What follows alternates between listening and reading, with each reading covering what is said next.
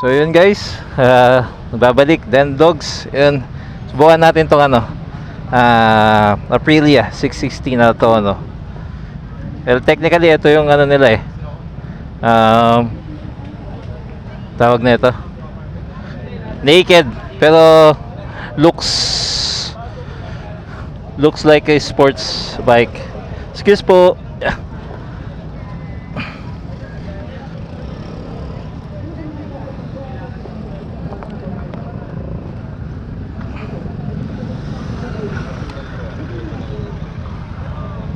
Sige pa. Yun. Yun guys, tignan nyo kung ano yung itsura nito, ano. Ayan na, diba? Mukha siyang ano, pero ano siya, naked. Consider as naked handlebar. Post ko na lang dito sa ano, sa insert ko na lang dito yung description sa specs, then price ng bike. Yan. Medyo na late tayo guys nung punta, hapon na. I mean, oo, hapon na. Cut off na yung ibang ano, ibang brand. Then ito na lang inaabutan natin na pwede nating i-test drive. Pero check natin kung ano. Boss, 1 down, 5 up. Thank you. So yun, tara. Check natin. Yun, smooth. Let's go. Pinaka-target talaga natin is yung CF Moto na ano eh, na boom eh. Kaso maaga sila nag-cut off.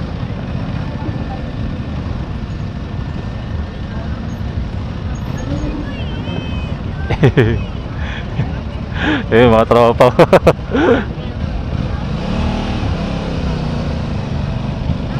Daming tao kasi mga lods. Dapat tinagaan natin next time or next season ng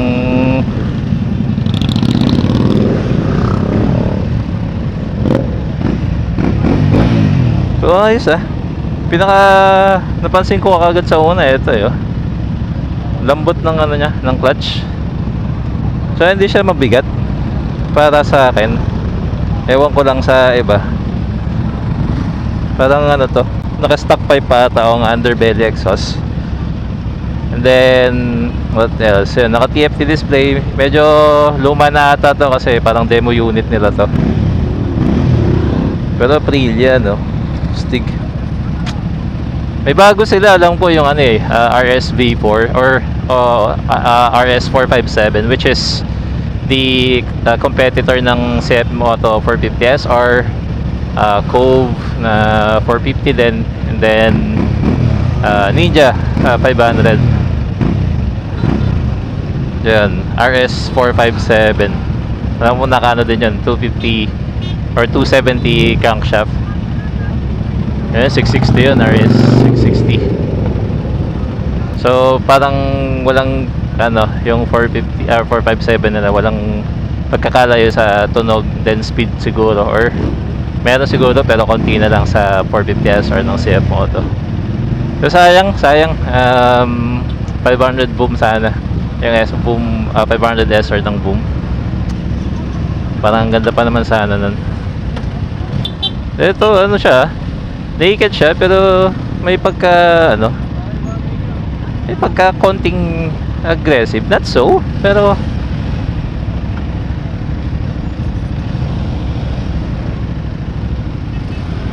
okay. Tsaka kanina pa tumatakbo tong bike, pero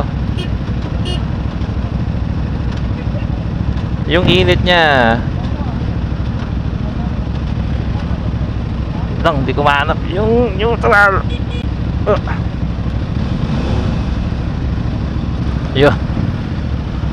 Yung init ng makina niya compare sa ano ko dati, 390 ng RC KTM.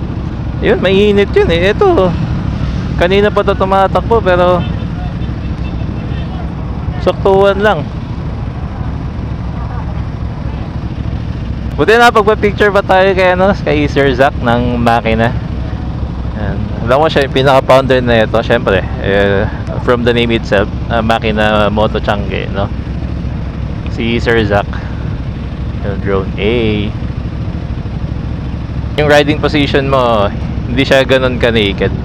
Diba parang nasa mid aggressive to to comfort riding position. Pero okay lang, hindi siya nakakangalay, hindi rin naman mabigat or kaya siya. Kaya I mean for me, kaya ko siyang buhatin. Ayan. Unlike ibang bikes na sobrang mabigat. Okay then, not sure lang kung nasa magkano yung price nito. Again, I'll post the details, specs and details, price dito. Check nyo na lang po or post nyo na lang po yung video.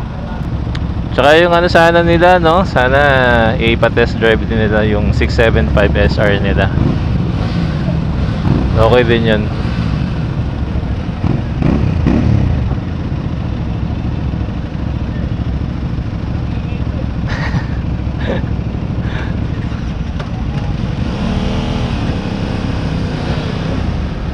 Yun, tara, test.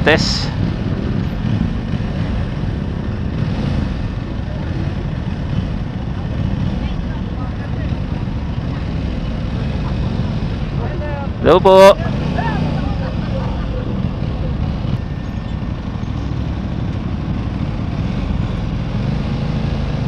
Dapat pa-test drive din nila sa sa labas.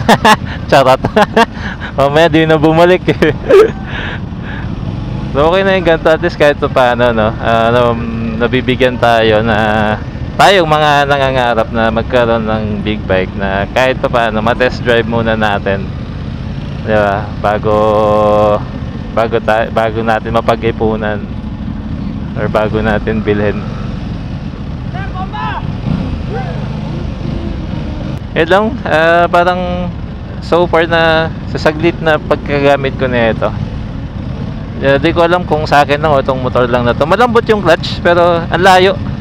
Ayan, kumbaga parang kahit half lang dapat, tsaka palang kakagat yung niya. Pero lakas ng preno niya sa unahan. Solid.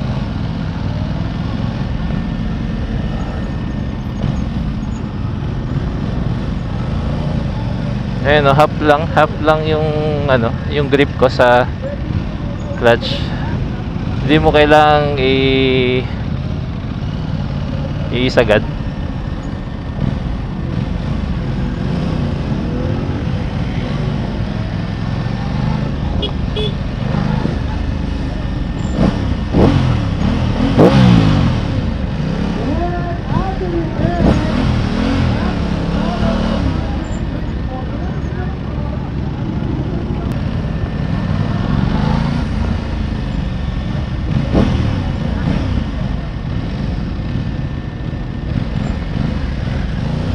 Tapos na.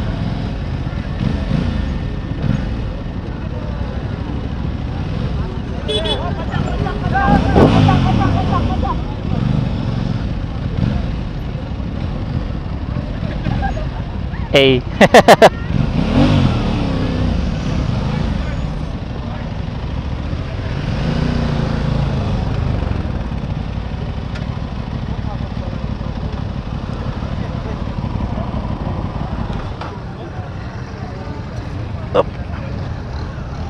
Thank you.